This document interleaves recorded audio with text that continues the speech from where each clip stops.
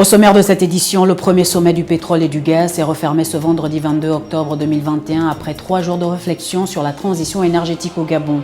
La Caisse de stabilisation et de péréquation lance les activités du bureau péréquation farine au complexe agro-industriel du Gabon. On en parlera dans un instant. Et puis nous verrons également dans cette édition l'outil École en ligne qui était au cœur des échanges ce vendredi 22 octobre 2021, un outil développé par Digitech Africa pour favoriser l'inscription et le paiement en ligne. On refermera ce flash avec cette information. Le complexe scolaire Le Béret Vert Sylvia Bongo Ondimba accueille ses premiers élèves depuis le début de cette rentrée 2021-2022. Voici pour l'essentiel des titres. Bonsoir et bienvenue à tous. Merci de nous rejoindre sur Média 241. Comme je vous l'ai annoncé en titre, le premier sommet du pétrole et du gaz s'est refermé ce vendredi 22 octobre 2021, un sommet qui portait sur la réflexion de la transition énergétique au Gabon, dans lequel les différents acteurs du secteur des hydrocarbures ont pu échanger sur les problématiques liées au mécanisme de mise en route de la dépétrolisation. Reportage. Après 3 jours de réflexion sur la transition énergétique au Gabon, le premier sommet du pétrole et du gaz s'est refermé ce vendredi 22 octobre 2021.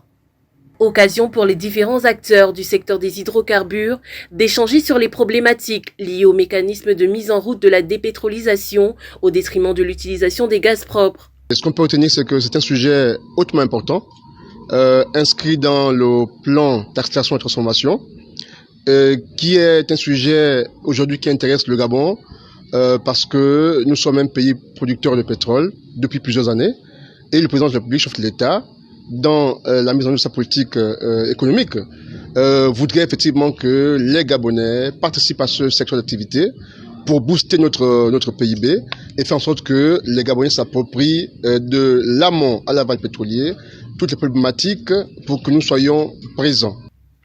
La part du secteur privé dans ce vaste chantier revêt d'une importance capitale dans la mesure où ces opérateurs sont des principaux acteurs de ce challenge.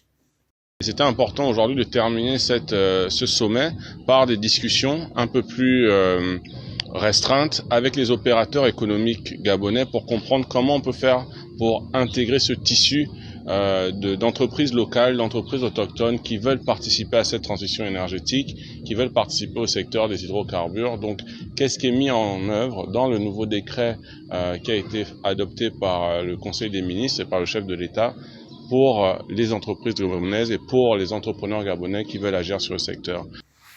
Ce sommet a surtout permis d'activer des leviers de financement pour amorcer cette transition énergétique.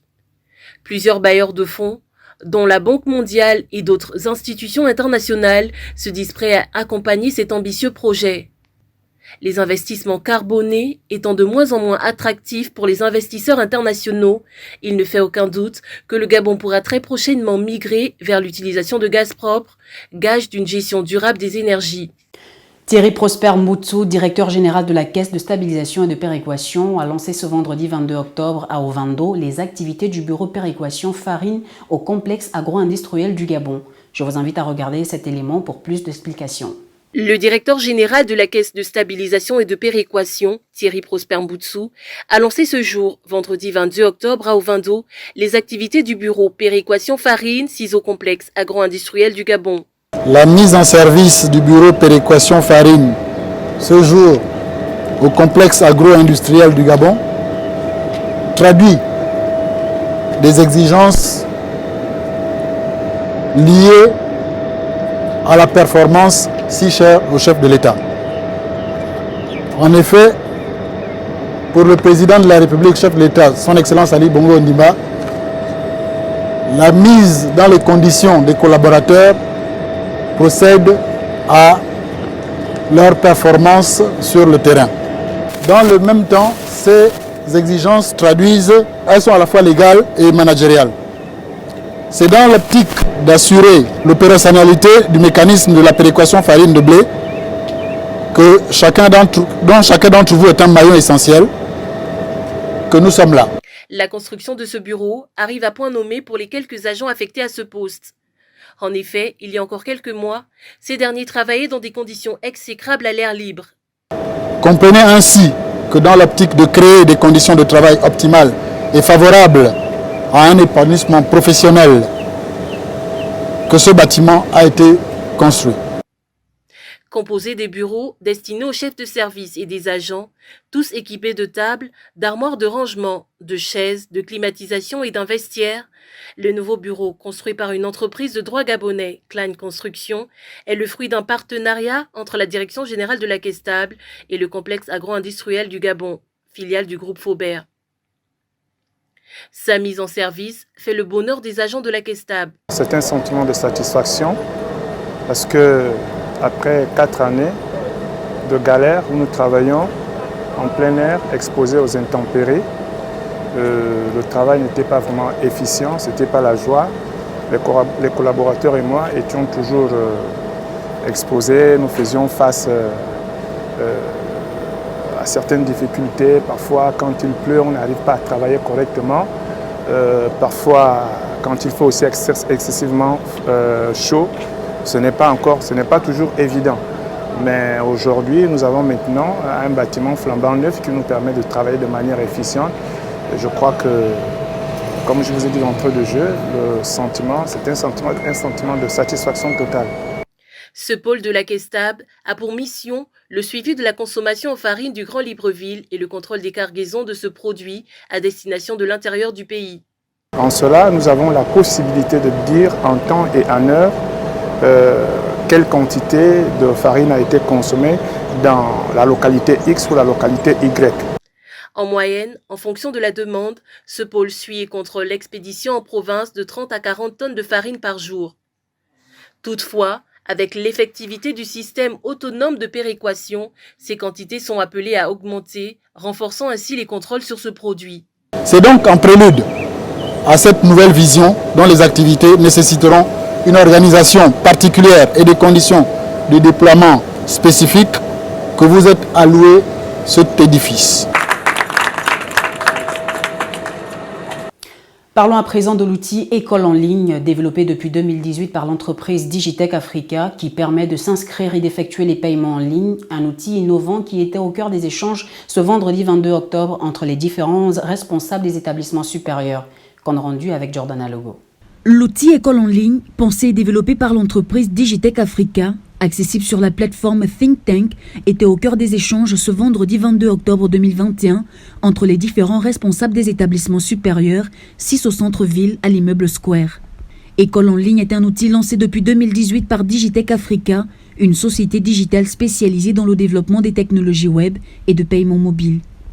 École en ligne est un outil facile à utiliser, permettant aux utilisateurs de gérer de manière efficiente leurs flux financiers, mais aussi d'avoir une visibilité sur les statistiques de leurs activités.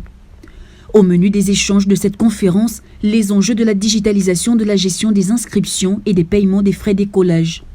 En effet, Charles Boukinda, gérant de Digitech Africa, a présenté aux invités, aux chefs d'entreprise présents à la conférence, la solution de paiement des frais d'inscription et de scolarité dénommée École en ligne, un outil qui a déjà montré son efficacité à l'Université Omar Bongo, l'Institut national des sciences de gestion, mais aussi à la prestigieuse école d'enseignement supérieur BGFI Business School.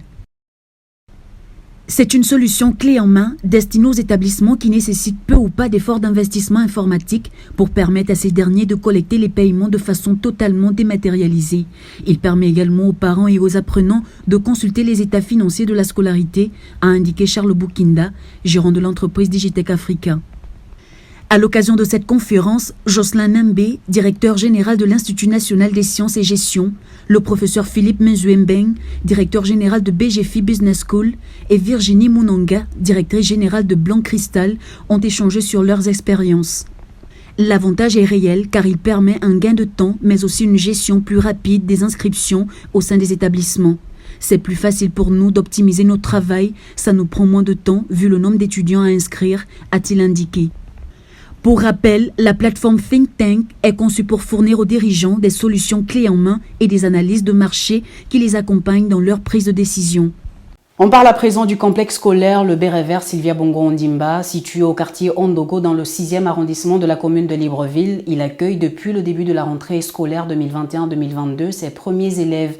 Un véritable chef-d'œuvre implanté au cœur du camp militaire de la GR à Ondogo. Le complexe scolaire accueille 60% des enfants militaires et 40% des enfants des civils. Il est doté d'une crèche, d'un cycle pré-primaire et primaire complet. Les conditions d'apprentissage sont à la pointe d'un établissement moderne où tout est mis en place pour combler le bonheur des apprenants. Conformément au calendrier scolaire national, l'établissement a débuté les cours le 27 septembre dernier dans le respect des mesures gouvernementales. Sa création répond au souci de former la future élite civile et militaire du pays, conformément à la vision du président de la République, Ali Bongo Ondimba, qui prône le développement de l'école gabonaise. Et c'est sur cette information que prend fin ce 1945. Merci de l'avoir suivi. Je vous donne rendez-vous lundi dès 13h. D'ici là, restez câblés sur les programmes de Média 241. Et surtout, n'oubliez pas d'observer les gestes barrières et surtout de sensibiliser vos proches sur le dépistage des cancers féminins. Excellent week-end.